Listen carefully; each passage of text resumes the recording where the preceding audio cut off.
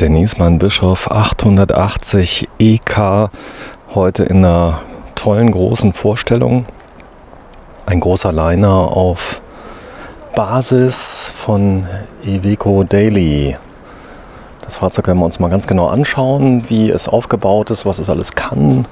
Unter anderem hat es eine elektrische Zentralverriegelung, die habe ich schon mal kennengelernt. Und ja, hat eine einigermaßen handliche Länge von knapp unter 9 Metern. Das ist das Heck. Automotiver Charakter, so ein bisschen Reisebus. Das, was auch alle möchten. Und genau die Daten, die werden wir uns gleich mal angucken. Wir haben schon mal ein paar Klappen geöffnet für euch. 880 EK.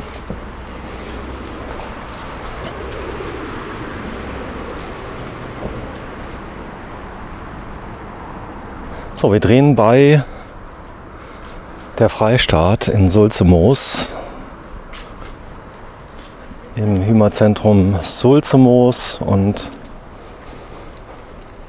sind bei der Fraktion Niesmann und Bischof. Ich grüße dich, Marlene. Hallo Sven. Komm mal mit, wir gucken uns das Auto mal zusammen an. So sieht es aus von vorne. Auch wieder mal so ein kleiner Reisebus. Ja, definitiv. Mit den schönen Ameisenspiegeln. Ja, nicht ganz so groß wie die anderen. Also es sind so kompakte Reisebusspiegel an der Seite. Ja, hast recht. Muss ja auch nicht riesen sein, aber so die Front macht schon was her. Ja. Gut, preislich liegen wir in der Klasse weit über 200.000 Euro, fast 300.000 der hier. Das ist schon eine Stange Geld, aber Nutzungsdauer für viele 10 Jahre und mehr. Da kann man natürlich jetzt rechnen und sagen, okay, jetzt habe ich 30.000 Euro, dafür könnte ich ja die ganze Zeit in Luxusurlaub fahren. Aber so kann man es, glaube ich, nicht rechnen, ne? Ja, das kannst du nicht rechnen. Ich meine, das gehört dir. Damit bist du unterwegs, das ist dein Zuhause. Du kannst von A nach B fahren, jederzeit. Wenn es dir irgendwo nicht gefällt, dann kannst du wieder alle Zelte abbrechen und weiterfahren. Du kannst jederzeit starten, was also für viele Unternehmer auch wichtig ist. Du kannst dich mit Clubs und Freunden treffen, die auch so ein Reisemobil haben, so ein gemeinsames Hobbyleben. Das tun ja viele und viele leben sogar drin. Das heißt, die haben sogar ihre Wohnung aufgegeben. Ja, das machen einige tatsächlich, ne? Dass sie dann, das ist ihr Haus, das ist ihr neues Zuhause. Ja, du hast einen ganz großen Instagram-Kanal, der ist noch nicht so ganz so groß, aber der kümmert sich um diese kleinen Tiere hier. Genau. Es geht darum, du hast einen Instagram-Kanal, da geht es um Windspiele. Unter anderem, ja. Und um dich, marlenes.pride. Genau. So ist es, marlenes.pride, Pride, und da sind 3 Stück. Hier vorne ist die Bella, die graue. Genau, die beige, also hell Isabel nennt sich die Farbe. Ja, dann haben wir eine schwarze, die ist ganz neu. Genau, das ist die Luna, die wird im März erst 1 Jahr alt, also ist unser Welpe. Und dann so ein großes Gerät mit knapp 6 Kilo. Das ist die rote Zora, genau. So, heute geht es ums Wohnmobil. Wir haben uns einiges schon mal angeschaut, alle Klappen, die da sind. Hier geht es um einen Flair 880 EK mit 3 Personenzulassung, Küche XXL und ja, auch hier wieder mal 205 PS, Euro 6. Festtanktoilette 130 Liter, Motorwärmetauscher. Alle technischen Daten habt ihr hier. Ein Iveco 70 C17, Modell 2020 mit 3 Liter Hubraum und ja, 205 PS. Das Liner-Paket, Außenspiegel mit Weitwinkel, elektrisch Verstellung, beheizbar und so weiter und so fort. 264.907 Euro. Und so sieht der Grundriss von oben aus. Für alle Freunde des Standbildes. Ja, Klappen sind Aluminium. Bitte mal öffnen. Ha, das ist die Gasklappe. Du hast aber einen Schlüssel, gell? Ja, warte. Wir wollen ja alle, denn er hat eine Zentralverriegelung mit drin. Ja, hat er.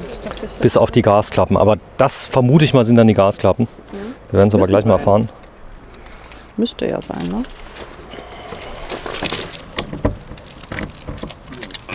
Nee. Das ist der zum Rausklappen, der da genau. Da oben. Auch leicht angeschrägt. Okay, da bin ich gespannt. Und ja, Gas. Denn die Gasflaschen sind nicht aus Sicherheitsgründen nicht automatisch verriegelt. Auch der hat einen Gastank mit drin, so wie das zumindest mal vorgesehen ist. Und da kann man umschalten zwischen Gastank und Gasflaschen. Das Ganze mit Crash-Sensor. Hier sind die Bedienungsanleitungen drin in der Niesmann-Tasche. Und auch die ist abgeschlossen. Am besten machen wir sie gleich wieder zu. Da, achso, wenn du mal kurz noch mal aufmachst, hier war übrigens AdBlue Einfüllstutzen für die Befüllung. Rechte Seite lässt sich schließen auf Iveco Daily. Ist ja auch ein Iveco. Das sind die Alufelgen von Niesmann Bischof, Spurverbreiterung. Und Doppelboden. Das Konzept von Niesmann und Bischof ist ein großer Doppelboden, der ist auch komplett beheizt und beleuchtet. Gucken wir uns gleich mal von der anderen Seite an. So ist die Ausführung mit so einem Kunststoffboden, der extrem belastbar ist. Ist auch genauso getimt, hast du gesehen, dass es genau an der Tür vorbeiging. Ja, das habe ich mir schon gedacht. Hast du gedacht, gell? Normalerweise muss man ja bei vielen Fahrzeugen tatsächlich erst die Tür nochmal wegholen. Dann schlägt es dagegen. Sonst schlägt es dagegen und das freut natürlich keinen, ne, wenn er dann die Dellen drin hat. So, hier haben wir insgesamt 4 Stufen, dazu kommen wir gleich.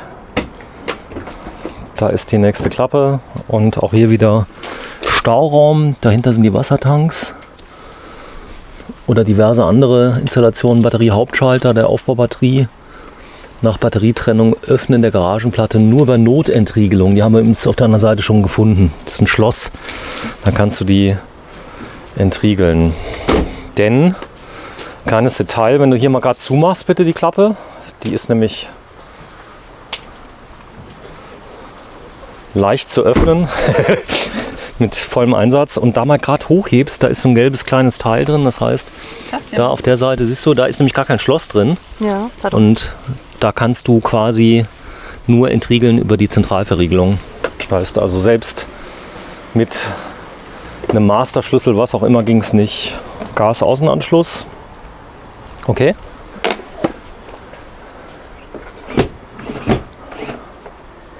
Und große Heckgarage mit der Elektronik drin, Airline-Schienen, Außendusche, Beleuchtung mit Vlies ausgekleidet und Technik von Victron Energy. Hier kann man es vermuten. Da oben ist der Wechselrichter, Ladegerät, Kombi in einem.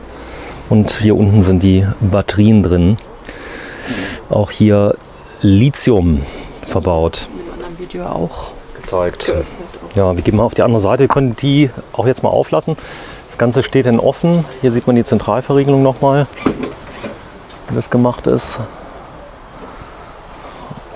Und das Heck habe ich eben schon mal kurz gezeigt.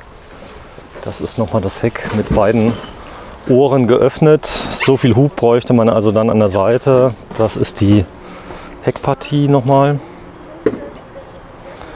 Mit den Leuchten. Das Niesmann-Logo. Und die Vorbereitung für die Anhängerkupplung, die hier da ist. Ja, der hat auch jetzt eine Unterflur-Klimaanlage drin. Ja. Das Ganz für mich praktisch. aber wichtiger ist. Achso, der Kleiderschrank ist wichtiger wie die Unterflur-Klimaanlage. Nein, Da Quatsch. scheiden sich die Geister. Für mich ist die Klimaanlage wichtiger. Nee, klar. Klimaanlage ist natürlich super. Braucht man im Sommer vor allem oder auch im Winter vielleicht, weiß ich nicht, um das auszugleichen. Das stimmt. So, hier vorne habe ich noch richtig viel Staufach. In der Seite rein, hier sind Polsterchen drin, nochmal extra. Und hier habe ich eine große Einbuchtung drin. Da könnte man so ein Stauraumsystem auch reinmachen, was wir eben gesehen haben. Ja, wir lassen die mal offen. Oder machen vielleicht mal kurz zu. Wenn da so viele wichtige Dinge drin sind. Da übrigens in der rechten Packung, da ist das Bordwerkzeug drin. Ja, Gastank, wir lagen Gold richtig. Hier sind die Wassertanks drin. Auch die kann ich einfach rausziehen. Im Falle eines Falles servicefreundlich. Hier drunter ist der Gastank. Hier die Spülung der Tanksonde. Die ist hier drin. Und hier habe ich dann Abwassertank, Wassertank und Fäkaltank mit drin.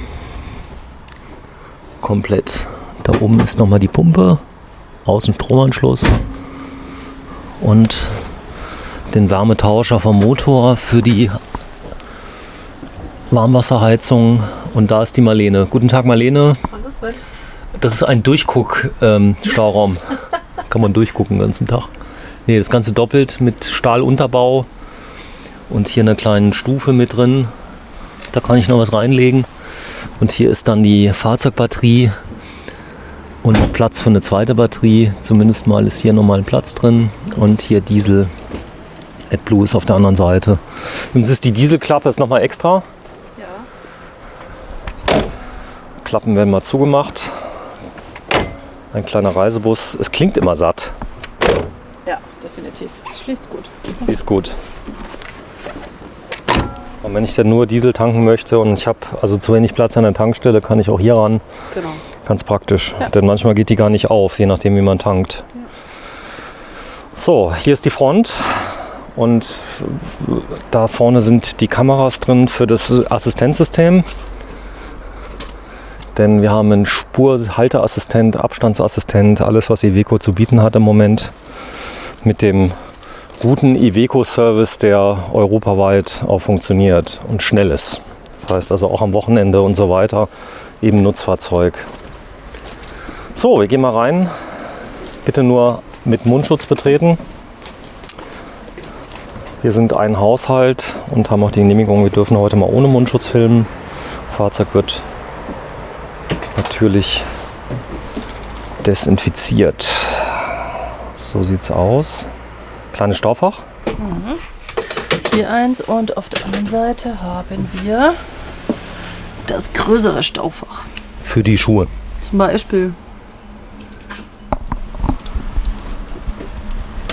Kann ich ihn direkt am Eingang reinmachen. Da vorne ist die Steuerung für die Zentralverriegelung übrigens. Das ist hier auf der rechten Seite auf zu. Und hier ist die Hubstützenanlage von EP, die eingebaut ist. Das ist die Treppe, das Licht zentral, wenn ich es noch nicht freigeschaltet habe. Der unvorstellbar große Fernseher, der quer ist. Und die Technik auf der Beifahrerseite diesmal. An der Seite. Hier oben habe ich Victron Energy. 6,5 Ampere wird im Moment gezogen. Und da oben ist das Panel. 13 Grad haben wir draußen. Gasfernschalter.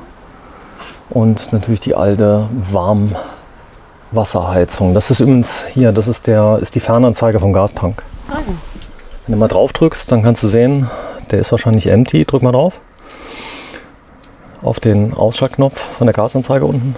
Nee, da drunter. Ach so. Genau, und halt die mal fest. Ah, die geht an aus. Das heißt, die zeigt es dauernd an. Mach nochmal an. Spannend. Also die zeigt es dauernd an. Bei meiner muss ich noch festhalten. So, dann der Fernseher. Du darfst direkt mal walten. Das hast du ja schon mal geübt. Haha. Mal gucken. Das Da aufmachen. Da vorne sind Magneten. Zeige ich mal gerade. Da oben ist auch nochmal ein Schalter. 0 und 1. Der macht so richtig Spaß zum einen ausschalten. Mal gucken, was der kann. Dann hast du hier, warte mal, ich zeige es mal gerade, das wird hochgezogen, hochgedrückt, dann ganz rausgezogen, noch weiter, zieh zu dir, ziehen, nee, zieh weiter, weiter. Ja, ich versuche gerade. Irgendwie will der nicht. Doch, der muss wollen. Kann auch sein, dass du es nach rechts schieben musst.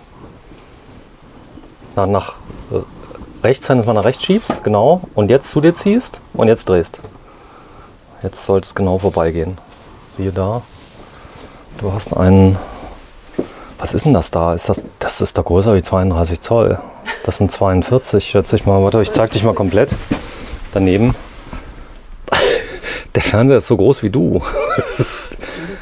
Da unten drunter ist übrigens die Sattanlage. Da dieses kleine silberne Kästchen. Da ist die Sattanlage.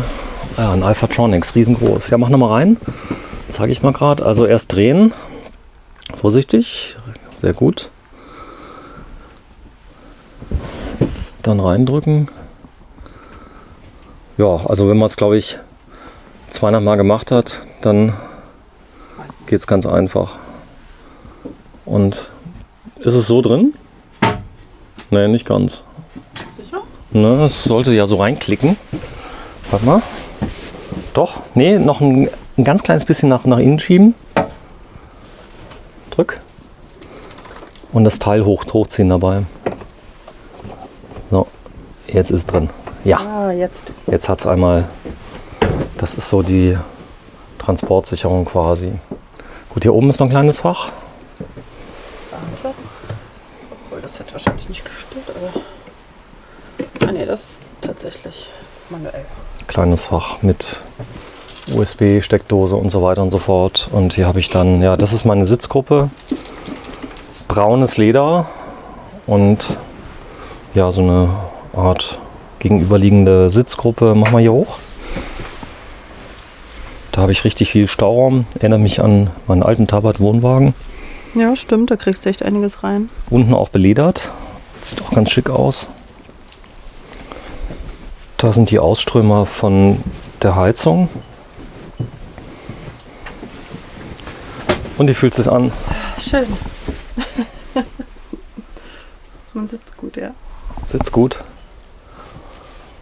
Da ist der Iveco Daily.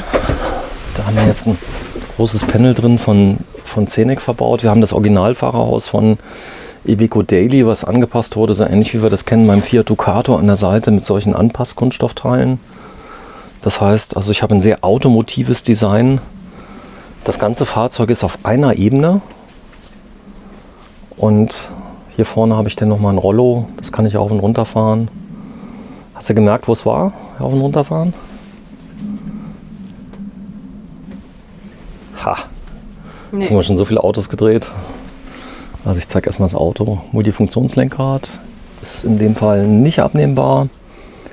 Tempomat mit drin, Abstandstempomat, Sicherheitssysteme, Notbrandassistent, Hillholder ist hier mit drin. Das heißt Bergabfahrhilfe und Tete, du hast gefunden. Ja, ein bisschen schauen musste ich, aber es ist ja doch alles intuitiv. Man muss nur ein bisschen die Symbole zuordnen und dann findet man das auch.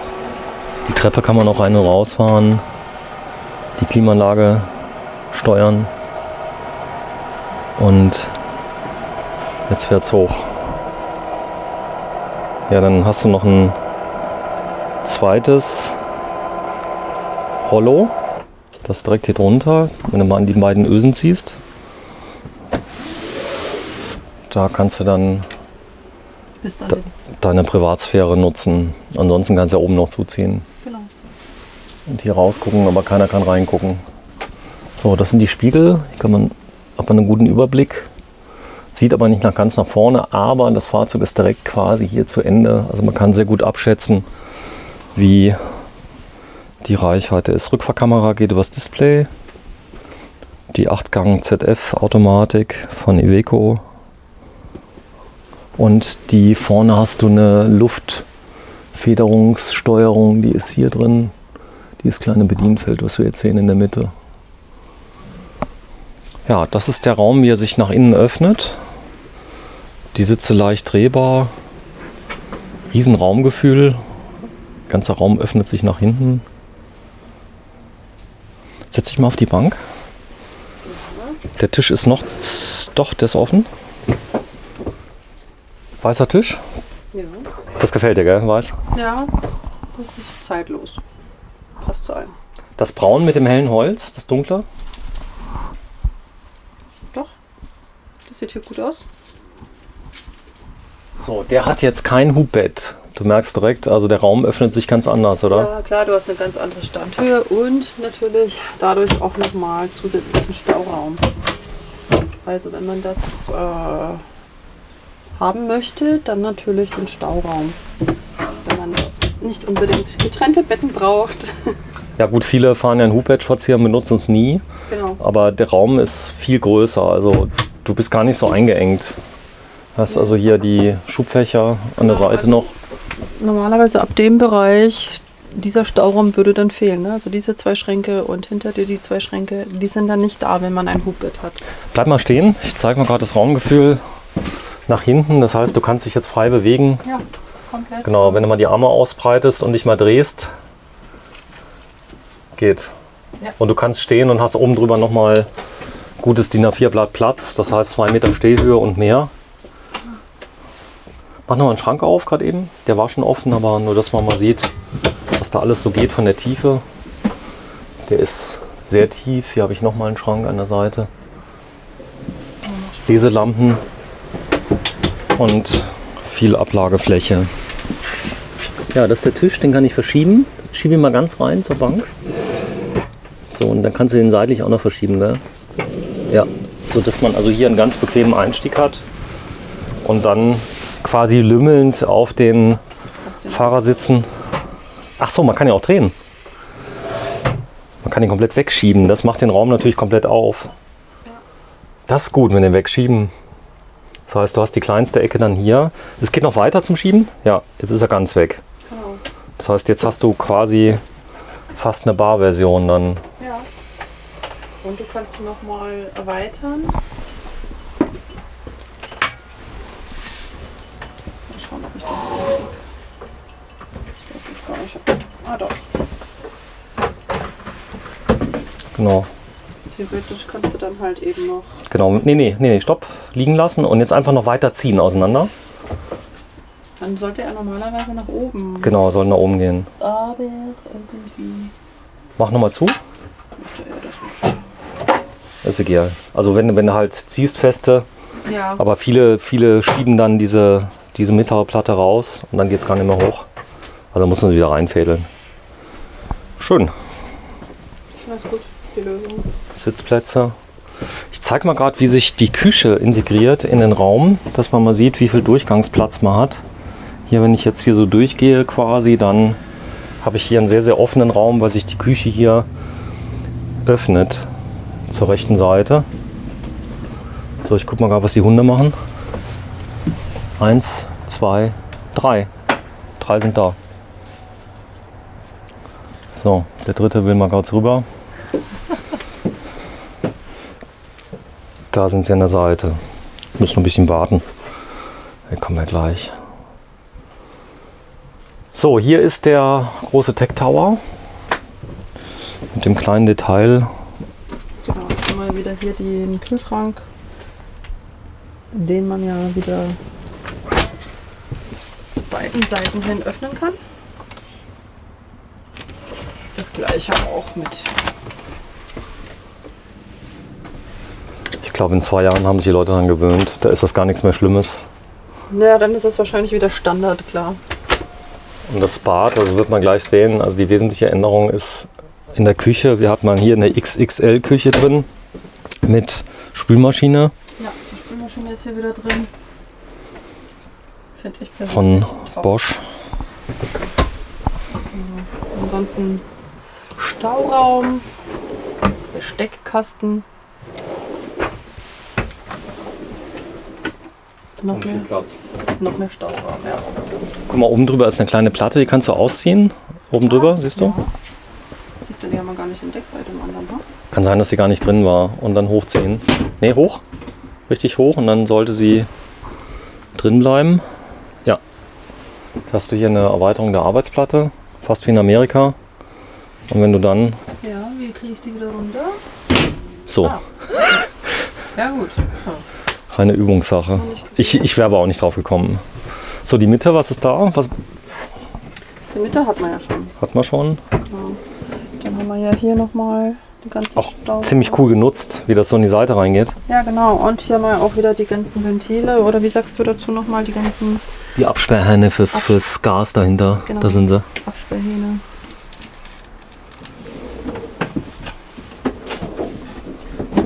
Und hier wieder die Müllentsorgung. Großer Arbeitsbereich. Rechts an der Seite habe ich viel Platz. Dank der Hubstützanlage, die uns nicht rausgefahren ist. Zweiteiliger Herd. Genau. Wenn man vielleicht nur eine Seite benötigt, finde ich das ganz gut als Lösung. Und der Platz für die Kaffeemaschine Ja. zum Drehen. In Plexiglas-Ausführung. Mit natürlich einer Steckdose drin. Genau, wenn man es nicht mehr benötigt, einfach verschließen. Ja, da sind die Schlüssel drin. Haha. Denn wir haben noch ein paar Autos vor uns. Da ist die Edelstahlspüle. So. Und Schränke. Ja, ohne Ende haben wir hier Stauraum. So ist der Komplett Lüfter. ausgenutzt. Die Rückwand. So ein bisschen automotiver oder Flugzeugcharakter als doppelwandig. Überall Licht, Steckdosen, Schalter für Küchengeräte. Ja, jetzt kommt das Bad. Ganz anderes Bad diesmal. Ja. Wir sind ein bisschen kürzer, 880. Genau. Heißt also nicht ganz so lang. Trotzdem ein bisschen mehr verschachtelt das Ganze.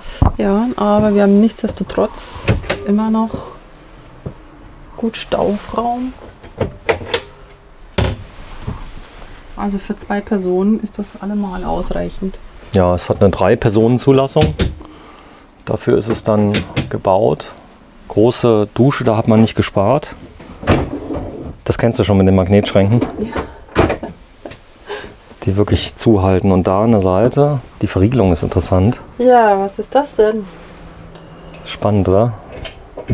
Kannst du aufmachen und wieder zumachen. Und dann fallen die runter. Ah ja. Okay. Und wenn du halt zumachst, dann ist wieder fest, siehst du? Ja. Guck mal. Wenn du da mal zumachst rechts, dann ist der Griff dann fest. Also du machst. Ist ja witzig. Du hast das als Griff. Auf was für Ideen die Leute kommen. Ja, das ist echt praktisch. Hier ist die Regendusche. Da ist die Fläche. Geh mal rein. Ist ein Schutz drin, den man übrigens auch drin lassen kann. Guten Tag. Einmal drehen bitte. Das ist echt Glas. Jetzt. Streck mal die Arme aus. Also rund auf 2 Meter Stehhöhe. Und hier oben kleines Detail, eine Regendusche.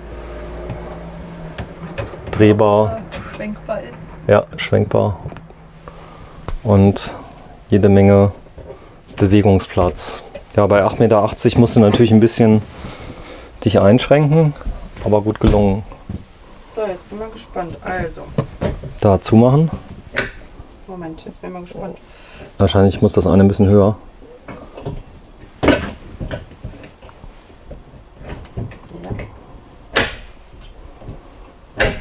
Genau, wenn du mal kurz dran wackelst. Warte. Das war jetzt aber. Und? Bombenfest, oder? Ja. Sitzt, wackelt halt Luft. Nee, ist alles super. So, die Tür, die kannst du schwenken. Mach mal zu. Genau. Da ist die Toilette. Kannst sie komplett schließen. Dann ist die Tür komplett geschlossen. Zu, falls mal Gäste kommen. Die gute Stube. Ja, mach nochmal auf.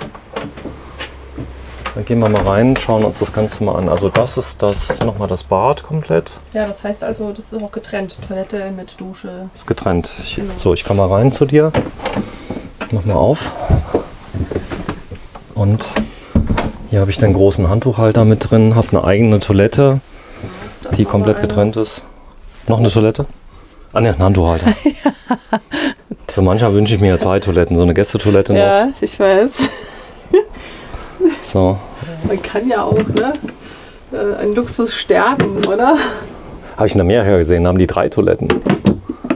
Zumindest mal 2. Das habe ich auch noch nicht gesehen. Ja, also hier ist auch noch mal ein bisschen Stauraum. Auch für die kleinen Sachen nochmal.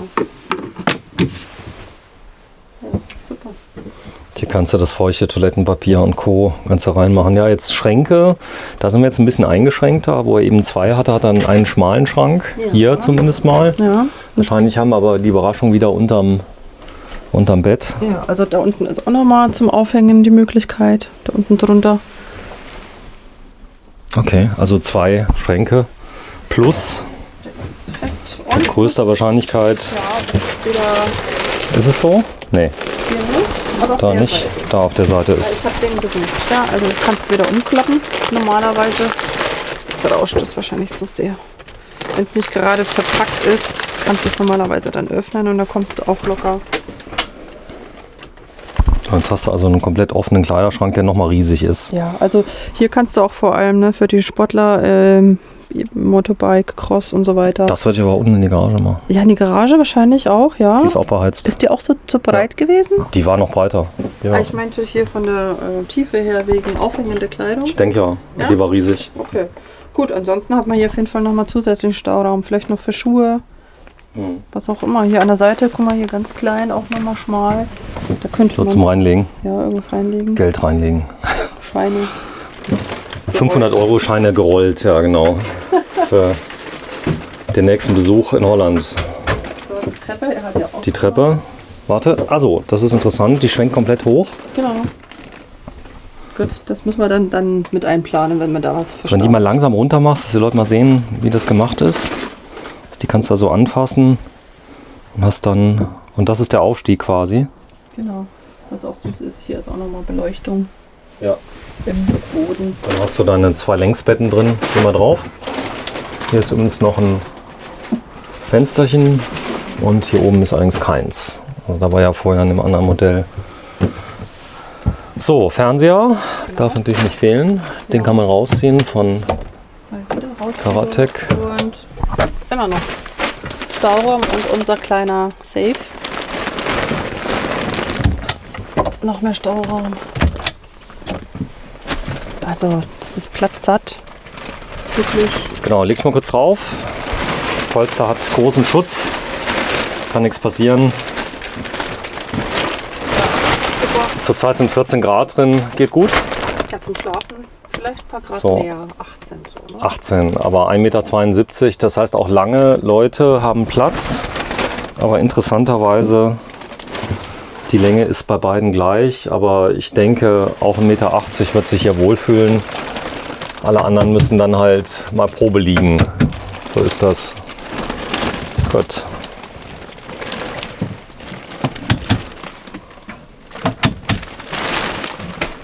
Genau, wenn du mal kurz rauskommst, dann mache ich mal eine Gesamtaufnahme. Das ist dann das Schlafzimmer. Fängt hier an, geht dann hier rüber und hinten natürlich auch noch Leselampen, USB-Steckdosen. Hier ist dann nochmal die Remote Control Saphir Komfort RC. Und das Ausgleichsgefäß von der Alder-Heizung ist hier, da drunter. Da ist es drin. Cool. Steckdose hier noch. Und da ist übrigens das Raumthermostat vom Schlafraum. Hier sind die Auslässe für die Heizkörper, wo die Wärme rauskommt. Und hier hast du dann deinen Fernseher, der rausgezogen werden kann. An der Seite. Sogar noch ein bisschen mehr. Ja, mach mal bitte die Schranktür zu hier.